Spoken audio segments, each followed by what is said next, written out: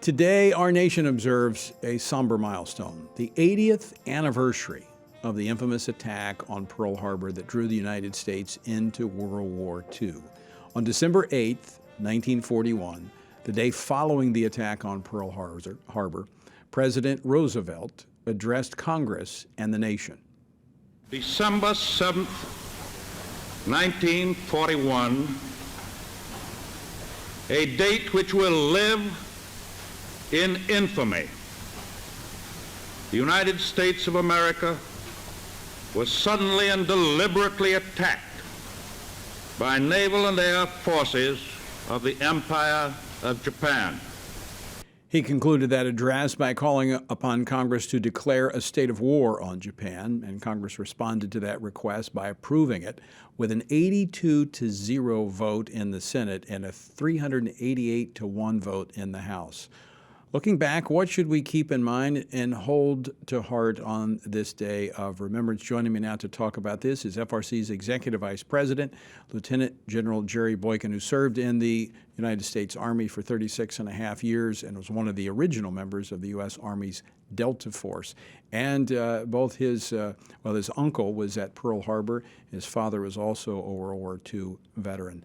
General, welcome back to the program. Thank you, Tony. We were just talking about, that speech that President Roosevelt made. It really is a day that's lived in infamy. Absolutely, and this may have been his finest hour as he led this nation, which was absolutely devastated by the events at Pearl Harbor, as he led this nation not only to war, but he led them to a resurrection of their confidence. Right, because we had been a nation right. that had been in depression. We had gone through a very difficult time, Right. And then we were attacked. We didn't have a military really to speak of. No, that's true, and that's why there's God bless the young men and women that stepped forward and said, "Here am I, send me," because our military really was not up to taking on any country outside our borders at that time of Pearl Harbor. Let's fast forward 80 years. We've got challenges, but you look at the vote in Congress. It was almost unanimous. One vote out of both chambers opposed to declaring war on Japan. I don't think you could get that type of agreement on anything in our Congress today. No, Tony, that's absolutely right. We've never been more divided, in our general society, but also in our Congress. And you and I could sit here right now and make a list of those that would vote against any declaration of war against any enemy For anything. for any reason. That's exactly right. And look, this was a devastating blow to America. But what this did was it brought about a change and just a geopolitical change in the whole world. Mm-hmm. 3 years and 9 months after that. It's an amazing time span. That's right. Short time span that we were able to, that America was able to basically start a war machine, if you will, manufacturing Right.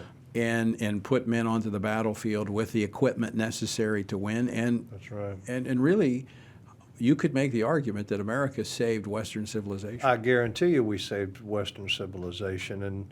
And people don't realize that we came this close to being defeated. Because if those carriers had been in Pearl Harbor at the time, Midway never would have occurred, not the way it occurred, and the outcome of Midway, which was the turning point in the Pacific War. If they had bombed our submarines that were there at Pearl Harbor, we would have had a limited capability to even go out against the Japanese Navy, and if they had waited until our carriers were in the port and destroyed those carriers, would have been awful.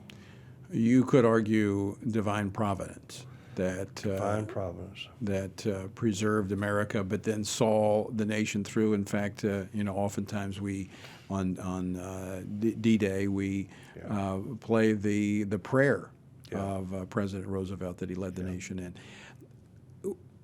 Could America, I mean, are we at a dangerous point where we cannot come together based upon external threats like we did as a nation in World War II? I thought after 9/11 that we did come together. I thought America came together. I mean, there was some dissension, but I thought we did come together. But that was also 20 years ago. Where are we today? I'm having trouble discerning a scenario where a major attack on this country would bring us back to where we were after D-Day, after Pearl Harbor, or where we were after the attack on 9/11. It's a dangerous place to be as a nation, because if we can discern that, so can our enemies. Don't think that they aren't watching that. I said earlier on a TV program today, look, the Russians and the Chinese know us far better than we know them. They watch us. They study us. Their analysts will take they'll have a whole team of analysts on one individual, like Joe Biden.